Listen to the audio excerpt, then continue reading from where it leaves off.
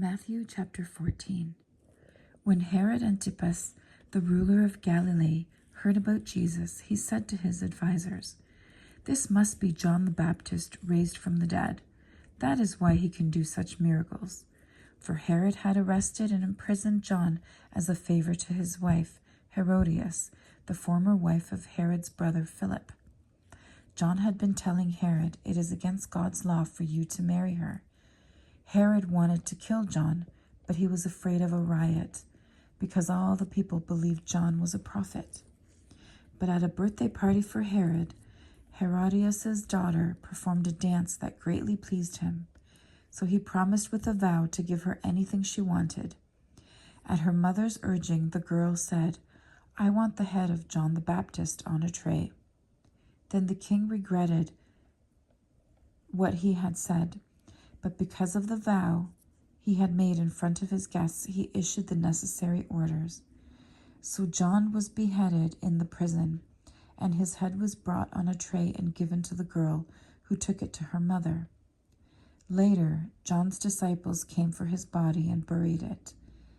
Then they went and told Jesus what had happened.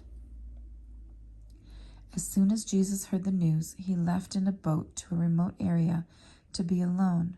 But the crowds heard where he was and headed and followed on foot from many towns. Jesus saw the huge crowd as he stepped from the boat, and he had compassion on them and healed their sick. That evening the disciples came to him and said, "This is a remote place, and it's already getting late. Send the crowds away so they can go to the villages and buy food for themselves." But Jesus said, "That isn't necessary. You feed them." "But we have only 5 loaves of bread and 2 fish," they answered. "Bring them here," he said. Then he told the people to sit down on the grass. Jesus took the 5 loaves and 2 fish, looked up toward heaven and blessed them. Then, breaking the loaves into pieces, he gave the bread to the disciples, who distributed it to the people.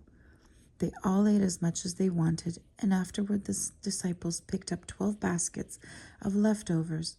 About 5,000 men were fed that day, in addition to all the women and children.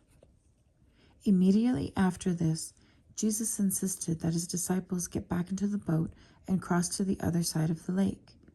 While he sent the people home, after sending them home, he went up into the hills by himself to pray. Night fell while he was there alone. Meanwhile, the disciples were in trouble far away from land, for a strong wind had risen, and they were fighting heavy waves. About 3 o'clock in the morning, Jesus came toward them, walking on the water. When the disciples saw him walking on the water, they were terrified.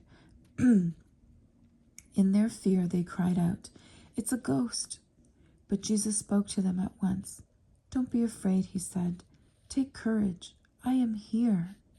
Then Peter called to him, "Lord, if it's really you, tell me to come to you walking on the water."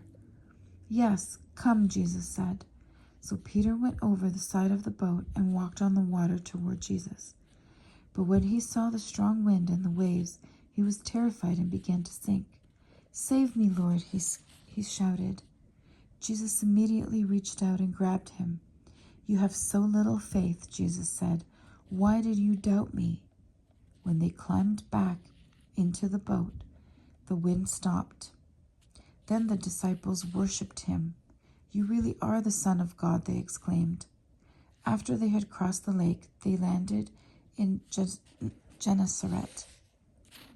When the people recognized Jesus, the news of his arrival spread quickly through the whole area, and soon people were bringing their sick to be healed. They begged him to let the sick touch at least the fringe of his robe, and all who touched him were healed. Amen.